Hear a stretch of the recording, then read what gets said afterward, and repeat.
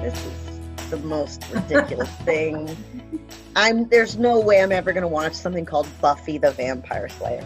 Well, turns out now they teach courses about Buffy the Vampire Slayer at Columbia University. We just watched the musical episode. Full disclosure, that was my last time on stage, was in grad school when we did a staged production. No. But I will say, Michael, it's your birthright as a Southern Californian, really. That's right. Come into your power.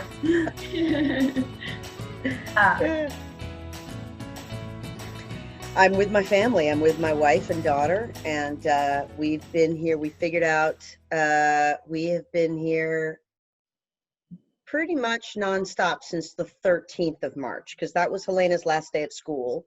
Now, I should say I was rehearsing right up until the end. I rehearsed, 14th, 15th, 16th, 17th. Oh, wow. Then we had a day off. And on that day off, I got a call from the artistic director of the theater where I was working saying, you thought this phone call was going to come, and here it is. And we're going to cancel the show. So that was hard. That was really hard. Yeah. What were you rehearsing? I was rehearsing Becoming Dr. Ruth at Theater J with Naomi Jacobson. Yeah. This is a remount of a production we did 2 years ago, I guess. And Naomi just kicked it out of the park. So they wanted to bring it back. So we were already being safe in rehearsal. There was only 4 of us, there was the stage management team and then Naomi and me. And so it seemed like we were being kind of smart about it, but ultimately we're doing this so that people come to see it. Right. and so he did the right thing. I mean, everybody did the right thing. But it was hard. Yeah. And I had just gotten another call about we're going to postpone this show, and another call about we're going to postpone this show, and everything's sort of shifting around, and so but we are here in our little row house here in near 14th and U, and we try to we have a dog, which is really helpful because it makes you go out and take walks with the dog. And we did get to Rock Creek one day to walk around a little bit, and there were a lot of people. But it's surreal. It doesn't feel like what's going on is really going on sometimes.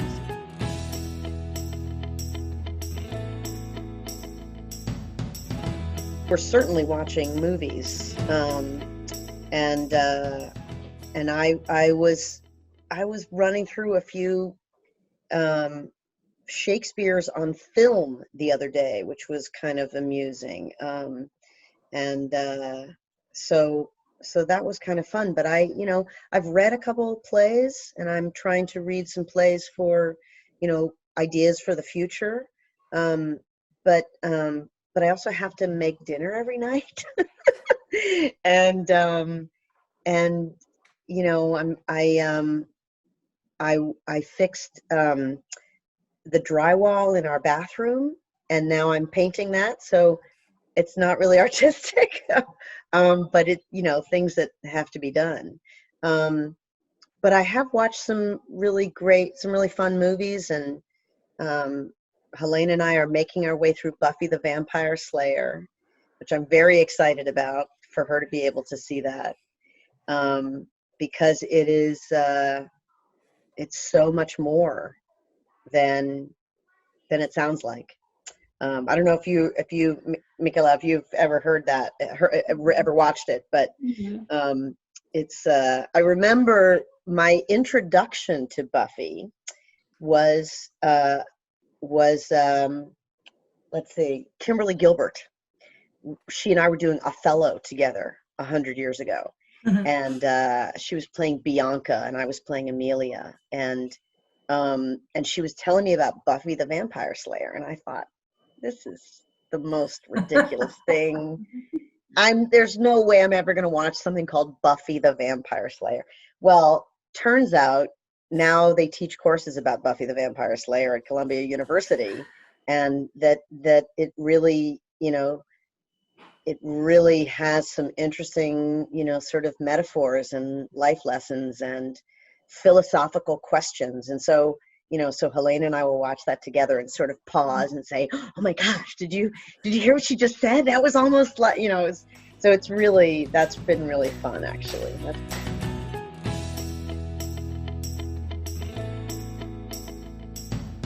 I mean, I can see the similarities with 9/11.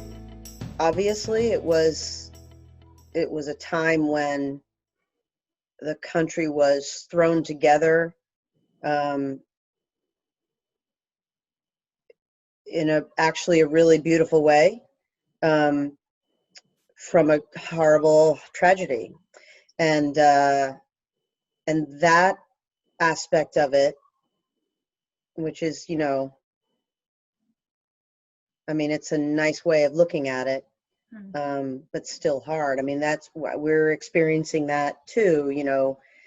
I'm trying to sort of not read very much news, but there are occasionally these wonderful stories about, humanity and people helping each other, and that gives me hope.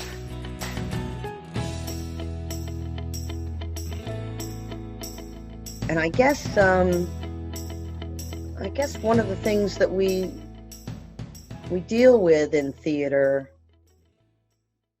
to try to be as honest as we can with what humanity is capable of and what human beings, I mean, I know we also go to how horrible they can be as well. And there have been certainly stories of that. But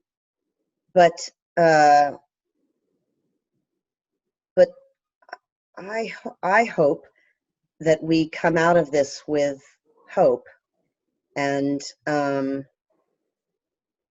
lessons. I'm not really answering the question. It's a hard one. I don't know. I mean, I've never experienced anything that feels like this.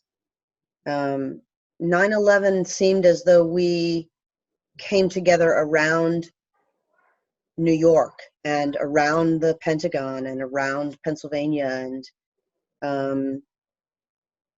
and it was when rural America and New York had something in common, and they had a common love of the country and all of that. And but here it's affecting everybody, and nobody is escaping it. And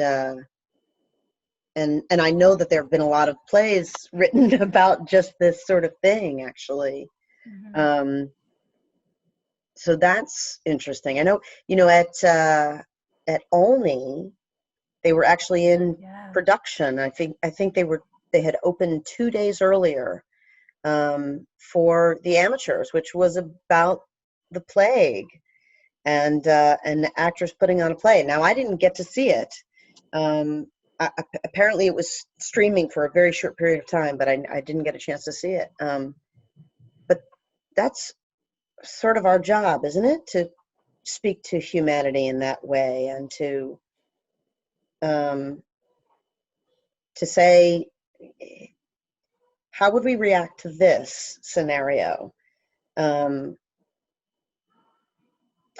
I saw a great documentary of Margaret Atwood the other night. And Helena said, "Oh, Mommy, I don't want to watch a documentary," but we watched it and we were all spellbound. And I highly recommend it. And she talked about The Handmaid's Tale, and she talked about how everything in The Handmaid's Tale happened at some point, somewhere in the world. And I remember thinking, I knew that fact, but I had recently reread The Handmaid's Tale because I wanted to watch the series, and I remember thinking, wow, that's scary. And yet here we are in this crisis. So the next play that comes along, we will all be able to look back and say, yeah, this is what happened, and this is what I did. And there was a really interesting article in the New York Times the other day about other plays that people had written about plagues and dystopian, experiences, and the one about the Simpsons, Mr. Burns' Electric. I can't remember the title. Post-electric. Yeah. Annie. And Washburn. Yeah, and Washburn's play. Right.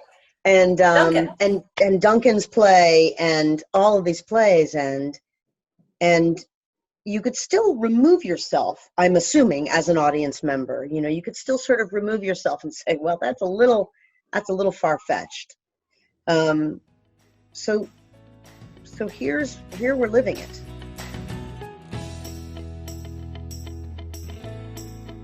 And we have a sort of noble calling in that respect, I think. You know what I mean? We're not making masks or anything, but that is something that I think everyone is also recognizing what we also need, sort of mentally and emotionally right now. So I imagine people will be working hard to fill that when we get back in the swing of things. And I wonder if things will, take a more serious turn in terms of the work that's out there, or if it will, be the other way around. I remember having a conversation with Ken Ludwig, and I've done a couple of his plays, and it's first time actually. So he was right there in the room with us, and he's a very fun guy. And I said, you never write sort of serious plays? And I said, have you ever wanted to? Because he's a Shakespeare fanatic. And he said, I want people to laugh, and I want people to feel good, and I want, and I think about that's the kind of stuff my father liked. My father didn't really like to, see shows that were too much like life and too depressing. So I imagine there'll be those answers as well to this, but it'll be really interesting to see. Yeah. And exciting, I think. Yeah. It's hard to talk about things in terms of being exciting and interesting when I know it's something so tragic, but I think we're gonna have to look in that direction at some point. So.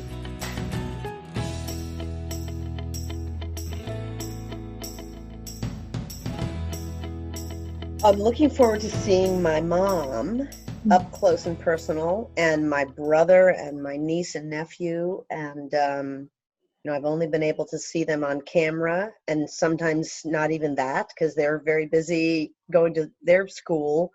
And my brother's still working. He's a small business owner, and, he's trying to keep his people employed, and they're being very careful and all of that sort of thing, but still kind of scares me a little bit. So I'm looking forward to seeing everybody well and, safe. And, but I've also discovered, my daughter and I made Chinese dumplings from scratch the other day. And we had the best time. I mean, it was so much fun. And so I thought we should do this even when there's not a coronavirus. So I feel like I'm, figuring, learning things that maybe you don't have to be trapped in your house to actually do this and, enjoy each other in various ways. So that'll be fun to maybe try to practice that in real life. IRL. out in the world Exactly. without a mask. It's like, yeah.